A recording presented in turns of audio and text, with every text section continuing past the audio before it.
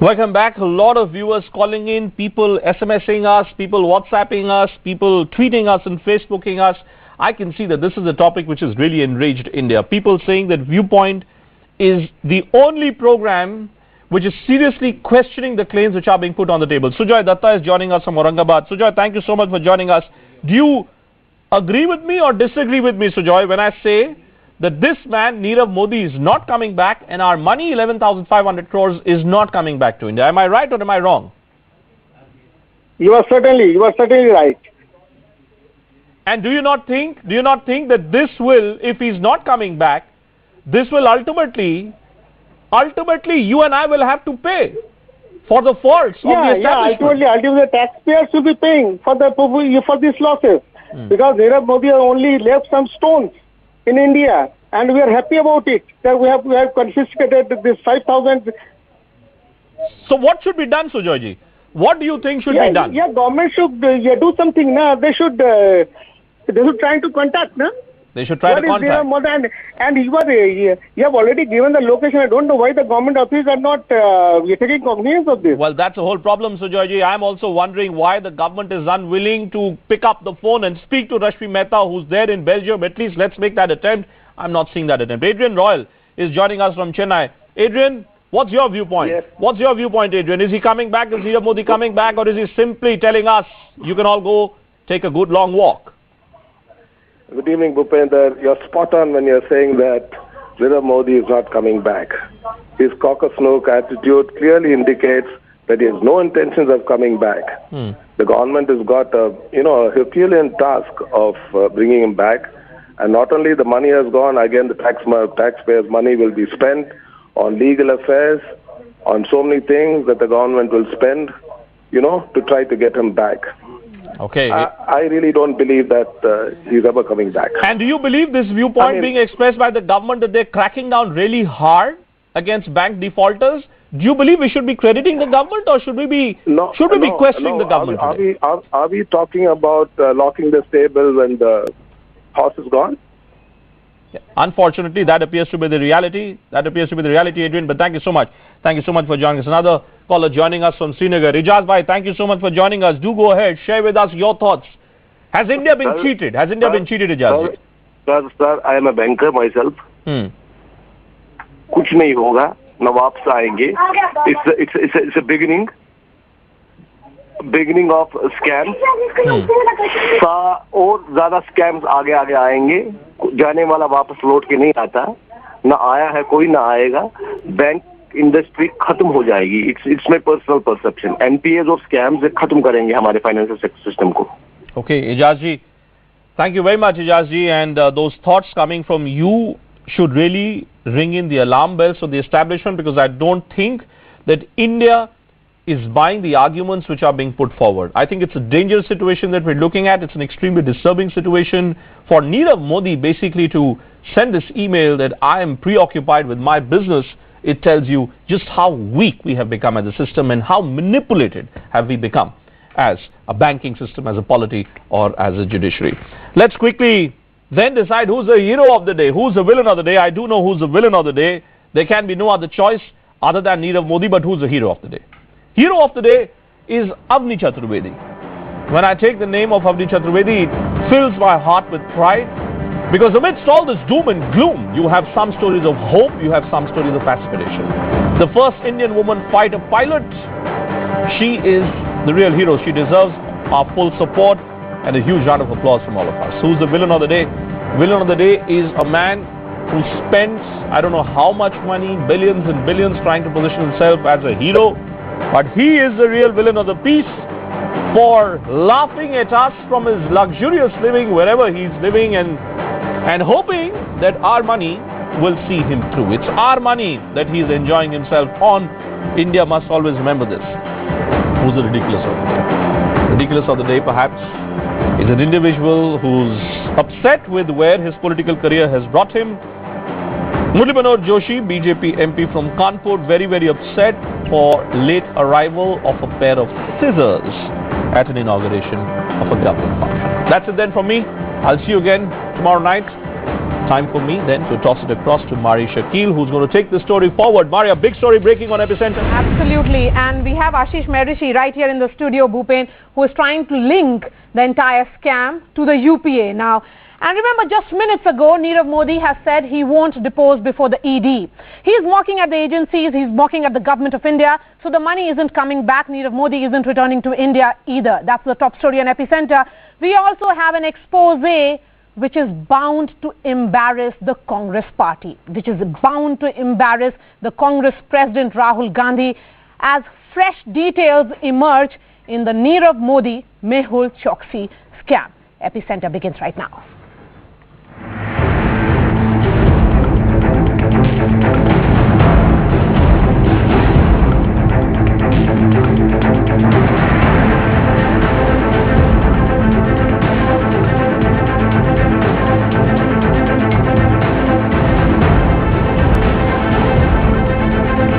Question for the management itself is, were they found lacking? And on the face of it, the answer seems to be, yes, they were.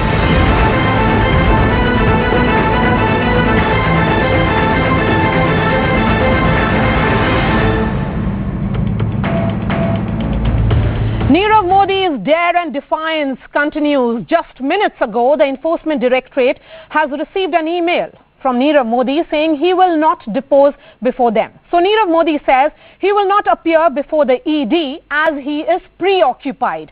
This coming on a day the Punjab National Bank wrote to him to find out whether he has concrete and implementable plan to pay back the loan. The fraudster, remember, 3 days ago had said that by going public, the Punjab National Bank has closed all options to recover their dues. We are getting you details of that exchange between the PNB and Nirav Modi in 30 seconds. But let me tell you, we are about to break Mehul Choksi's direct link to the previous UPA government, UPA 2 government of Dr. Manmohan Singh. Rahul Gandhi may be asking questions to the Prime Minister, but now his party will have much to explain. That expose with my colleague Ashish Merishi, who has all the documents with him, in just a bit. But before I go to Ashish, let me tell you what has happened today. This display of arrogance on Nirav Modi's part is just the latest in a series of moves where he clearly does not take any responsibility for his action. Take a look at the letter war that took place between Nirav Modi and Punjab National Bank. Nirav Modi tells Punjab National Bank that reports of 11,400 crore fraud is incorrect and grossly exaggerated.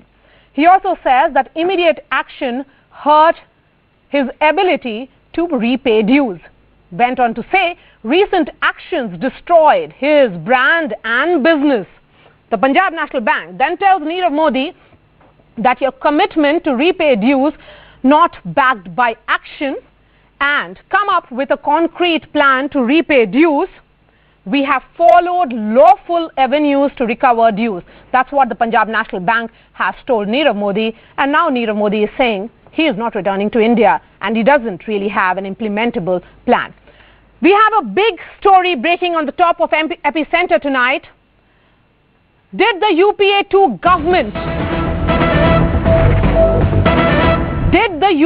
2 government of Dr. Manmohan Singh help Mehul Choksi before leaving office in May 2014? Ashish Merishi has learnt that the then Finance Minister P. Chidambaram signed an order just a week before exiting office. Finance Ministry had asked the RBI to allow star trading houses and premier trading houses to import gold under the 80-20 gold scheme. Let me get you further details now. The 80-20 gold scheme was an import restriction on those importing gold. It stated that an importer would be allowed to import gold only after he had exported 20% quantity of the gold from his previous import. So, say if an importer had 100 kgs of gold in the first import consignment, he had to re-export 20 kgs, that 20% of gold, before he could import further. This 80-20 gold scheme was launched in 2013 to curb the current account deficit. The CAG report of 2016 says benefit went only to a few business houses because of this scheme. And one of the 13 trading houses is Gitanjali Gems Limited, the company of Mehul Choksi. Gitanjali Gems in fact imported almost 400 kgs of gold. The CAG audit report says due to this 80-20 scheme, there was a sudden surge in jewelry import. So clearly, it looks like that the UPA government did try to help Mehul Choksi and 12 other business houses. The question is, why did Mr. P. Chidambaram sign an order just before leaving the office? And let me get Ashish Maharishi first before I go to my other guests. Ashish, just help us build all the linkages here. Well, in fact, Maria, one has to look at the date of the order. This is the date when the Reserve Bank of India has issued a circular. Now look at this date. It's May 21, 2014. Now the circular has been issued after the Finance Ministry had asked them to issue a circular. So it was almost a week before this date, which means at a time when the UPA government was exiting the office. So to my understanding, it was around 16th of May when this order was signed by the Ministry of Finance. Now interestingly, if you remember what the 80-20 scheme was, 80-20 scheme was basically launched because the current account deficit of the government was going very high. And that by that point of time, it was decided that only public sector banks would be allowed to import gold initially in 2013. Then some private sector banks were allowed. But interestingly, just at the fag end of the UPA government, they allowed these private companies. And here are these companies. One of them is Gitanjali Gems. It very clearly states around 400 kg. Now look at the increase of exports. 33%. In totality, if you see, it is 309% increase only in the period between 2014 and 2014 June and 2014 November. So you can imagine, look at the amount, 2,82,774. What was the urgency? Okay, so if the camera could zoom in and show this date, it's May 21st, 2014. What was the urgency, Mr. P. Chidambaram? What was the urgency, sir, to issue this circular? Ashish says that the order went from Finance Ministry on 16th of May. The RBI then issues a circular on May 21st. Why this urgency, sir? That is the question. So clearly, Ashish, the linkage is being established here. 13 companies benefiting out of this, and one is Gitanjali Gems, which is the company of Mehul Choksi. More importantly, Maria, 50% of the entire benefit was cornered by at least 7 companies. And out of that 7 companies is again Mehul Choksi's company, that is Gitanjali Gems. And this is not we are saying, this is the CAG report of 2016, which has gone down very heavily on the 80-20 scheme. Okay, I would like the camera to zoom in again here.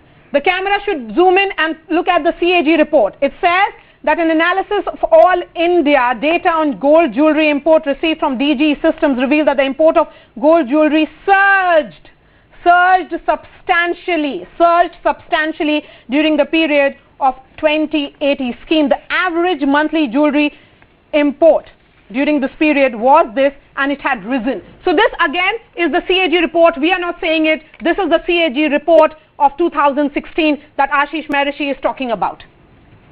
Absolutely, Maria. This is something really Ashish, scary. Before I get in my guest, let me ask another question. How is it linked to the LOUs? Well, in fact, LOUs are basically you have to do for foreign trade. That is what you're doing to do. Now you are allowed to import heavily, and obviously if you have to import, you need an LOU. Right. So if fake LOUs were being used, so it is very clear indication they had a sort of a setting. You can use the word setting at every juncture, whether it is a bank, whether it is the Finance Ministry, whether it is the RBI. So they had a sort of, everybody was in their control fight. All right. So we are trying to really bring in and link all the aspects of this story. This is clearly the biggest breaking, which is now linking directly to the UPA. The UPA government under Dr. Manmohan Singh has much to explain now, and let me get my other guests now. Javeer Shergill is the spokesperson of the Congress. Vipin Malik is ex-director of Central Board of the RBI. Sujay Kantawala is the lawyer. Zafar Islam is spokesperson of the BJP, and Ruzan Khambata is the entrepreneur. Let me get Vipin Malik first. Vipin Malik, with this expose clearly linking to the decision taken by Dr. P. Chidambaram's finance ministry, what would you say? What was the urgency to issue this order?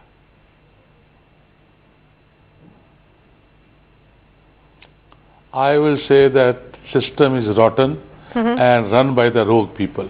I have nothing more to say, because apparently the fraud, this circular itself has been issued fraudulently at the end of the year, and the people who were involved, they did commit the fraud. So it's a basically rotten system run by rogue people, nothing else. So you are essentially saying, Ashish, would you hand over that circular to me? So this circular of May 21st, 2014, that is issued by the RBI, you are saying this is fraudulent?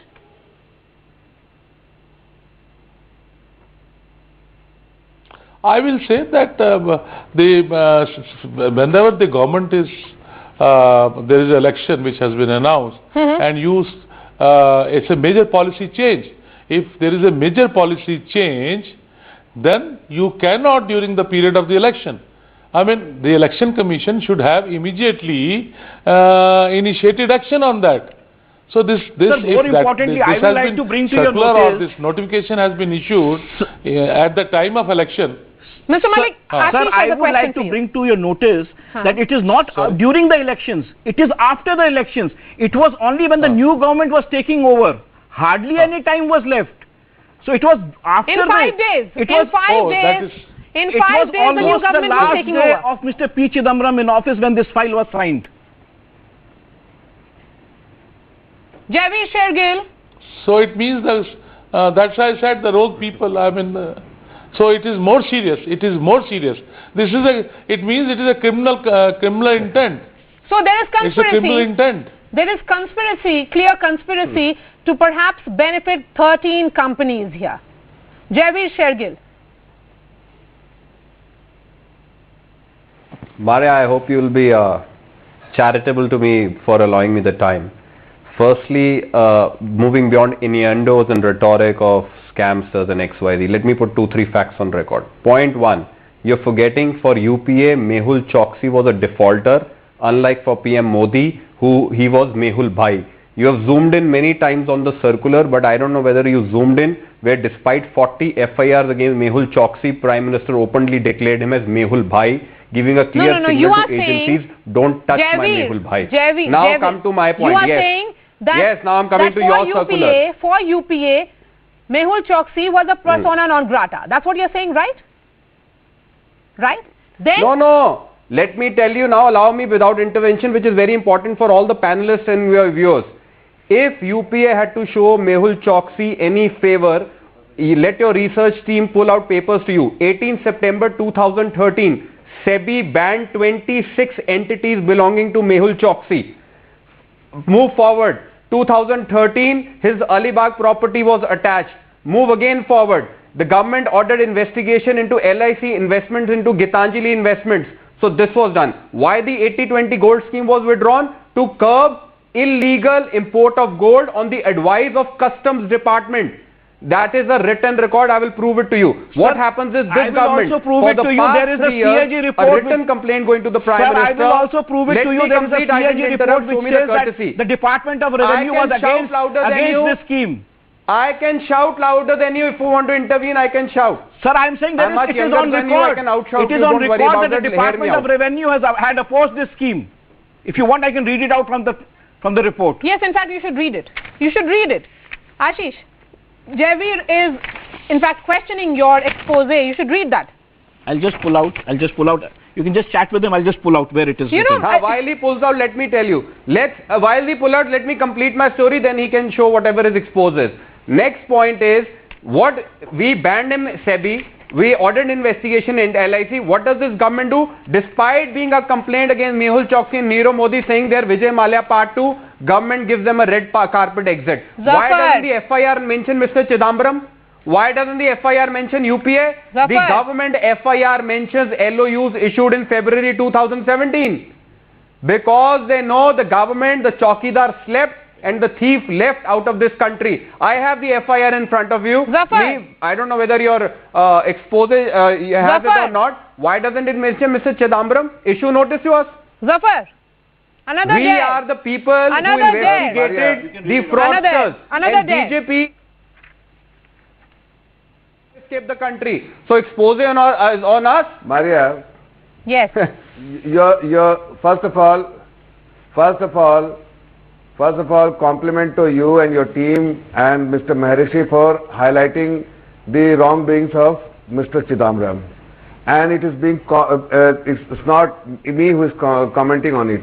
You heard the RBI ex-director. What did he say? Because he understands better than Mr. Javier Shergill, or for that matter any other politician, that whether it should have been issued at that time or not issued at that time. So you know exactly what wrong they have done, and what was the intent of the then finance minister at that point. Having said that, let me ask Javier Shergill. You are talking about the Honorable Prime Minister, referring him as Mehul Bhai. Did you see many pictures, or you want me to show those pictures, where your senior cabinet minister dancing with Mehul Choksi on the dancing floor along with other artists? Did you see that? Did you see that or not? We are maintaining a discipline, not showing such photographs, even though it is in our custody that we can show those photographs, and it will embarrass you. It will embarrass the entire leadership of Congress. Because such photographs, just because we are a disciplined political party, we are not exposing, you are not showing such pictures. Secondly, certainly nothing is stopping you, Zafar. See, the entire world knows stopping you from flashing those pictures. No,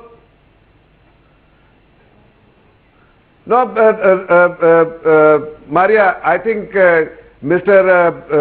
one of our senior cabinet ministers said very clearly in the press conference that there are many such photographs, and I have personally seen such photographs, that as a disciplined political party we will not show such photographs because we still refrain doing such things with the Congress party. And just to read it out for you, Javier Shergill,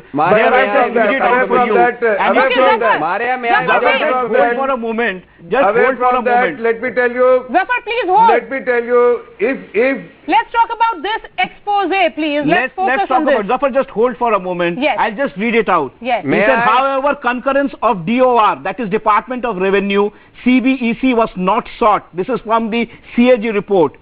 Though DOR, Department of Revenue, had strong reservation of allowing star trading houses, premier trading houses to import gold at the time of earlier RBI circular on 14th August 2013. Audit is of the opinion that the views of the Department of Revenue were important as the gold policy affected the tax administration of the government. This is Finance Ministry objecting, Department of Revenue objecting, and your Finance Minister goes ahead and do it. This is the CAG report, sir. Sujay Kantawala, do you think the linkages have been established? Can I come in, Maria? One moment, Javi. Let me get other panelists as well. Sujay Kantawala, do you think the linkages have been established perfectly clearly by Ashish Maharishi? Questions will be asked particularly to the then Finance Minister about the decisions that were taken. What is the urgency? Again, I'm going to repeat that question. What was the urgency to sign an order just days before leaving the office?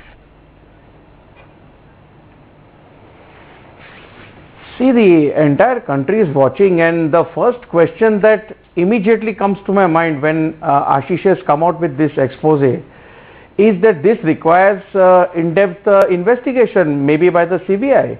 But for that purpose, you need Nirav Modi also, you need Mehul Choksi also, you need all the people who benefited from this scheme, because only few select people took advantage of this scheme. So what was the design? What was the knowledge?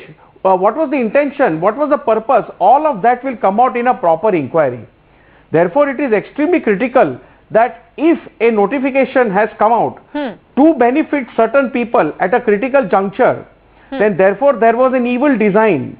And the taxpayers of this country, all the citizens, have a right to know as to how and on what basis this particular scheme was floated, only to benefit a few.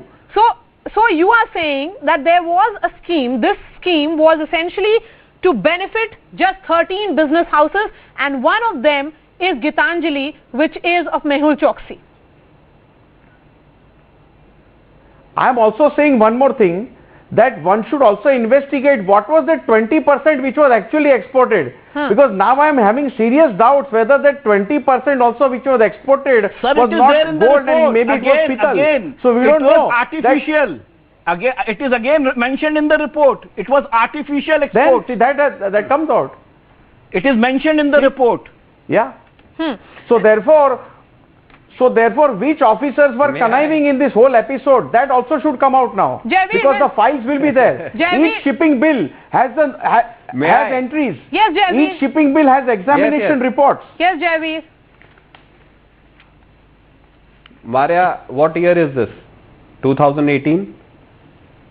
In the past 4 years, any irregularity in the issuance of notification should have been probed by the government.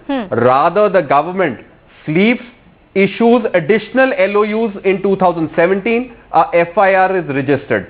ED, CBI, Finance Ministry, SEBI, everything under the government control. Why were Mehul Choksi and Nirav Modi not reprimanded? You have shown many zooming letters. Why don't you show your letter addressed to the PMO 26 July 2017? Why the hesitancy on the show? Where there is a complaint saying PMO, there is a Vijay Mallya part 2, please arrest him. Why that letter is not shown on your channel? The Prime Minister let him abscond.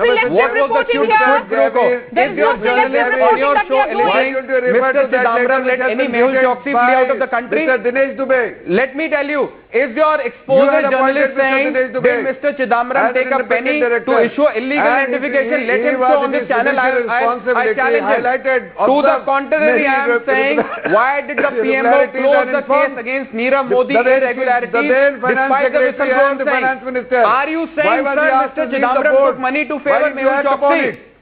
Answer me. Are you saying Mr. Chidambaram took money to let Mehul Choksi go? Answer me directly, you are a respected journalist. That's an area of investigation. No, why you are not questioning PMO? Why are you weak in questioning the PMO who let Mehul Choksi and Nirav Modi fly out of the country? No, gentlemen, you cannot know why your journalist reporters are not showing the Prime Minister's letter where he says, close the investigation. You know, this certainly is a subject of investigation. Mr. Shergill, you have only 2 questions. I will ask only 2 questions. Tell me, the PMO First says... of all, instead of visiting 2017, why don't you respond about 2013? Why don't you zoom this letter? Why did he act upon it? Why are you so afraid of zooming in this letter? Made some observation, went to the Why are you so afraid of zooming in this letter? He did write several letters. Please zoom in this letter. Received PMO. Javeer, why are you now afraid? No, we have done that. We have talked about that. What quid pro quo was going on? Okay, let's zoom in on this letter. We have really come to the end of this discussion and I have to give the final word. No, why are you on to it? I've heard both of you. I've heard both of you. To the Prime Minister and the Prime Minister let Nirav Modi escape. Let's zoom in into the letter of 2016. Was not recorded. Zafar Islam and Javeer, I've heard both of you. I've heard both of you. You have let Vijay Mallya and Nirav Modi escape and looted the public of 11,000 crores. You have lot to answer. I've heard both of you. Let me give the last word to the woman on the panel. Zoom in on these letters Okay, I've heard both of you. Zoom in on these letters. Why only letters of 2014? The last word to the woman on the panel, Ruzan Khambata. 2016 because it's concerned BJP. Ruzan, speak. Gets a chance to speak. It's always I know that finally we get a chance to speak because last it always word, happens that when the politicians are there. Yes. Ruzan, go ahead. Ruzan. And they are speaking up and trying to protect each other. But as a citizen of India, I would like to say that yes, we are being fooled. Irrespective of whichever party is, because as a normal person with a normal common sense, it is easily seen that both the parties have made money out of it for their political purposes or whatever purposes, and ultimately the citizen of India has to suffer. And on top of that, we have to listen to all these grabs, talks which they are alleging on each other. But finally, we as a citizen understand that this is something which has been happening past many years, and everybody had made their pie out of it. And ultimately, the citizen is suffering because as a normal citizen, even if we do one small default, we have been caught by the bank or we have been threatened by them. And today everybody is poking fingers at each other. But let us accept. I think you both should accept that. Hold a second, please. Now you don't speak. Let maintain the dignity. It is very important that whatever investigations have to be done at the earliest, and it has to be seen to it that whatever this mess is into, at least our India, our people get out of it. And unfortunately, let me put it on record that there are linkages in the next debate. We will do that. There are linkages in Gujarat. Whichever government was there, the Nirav Modi and Mehul Choksi knows how to take care of each and every type of government. There are linkages in Ahmedabad. I would request CNN 18 to please. No, I'm requesting you. Please come and find out the types of bank accounts which are opened by the Gitanjali group and Nirav Modi. Who sanctioned those bank accounts? Hold a minute. Let me complete. Who sanctioned those bank accounts? Who all are responsible? And what is happening because they have... One moment, sir. We have really come to the end of this discussion. I would like to thank all my panelists, Ashish Maharishi here in the studio. I have one question for Ashish. Mr. Vipin, thanks so much for joining us. Ashish Maharishi here in the studio and all my guests there. Ruzan Khambata, Zafar Islam, Sujay Kantawala, Vipin Malik, Jaibir Shergill, Ashish. Thanks so much for joining us. On that note, we have come to the end of this edition of Epicenter. I'll be back with you with Epicenter Plus with a very special show. This is about a visiting Prime Minister, Justin Trudeau.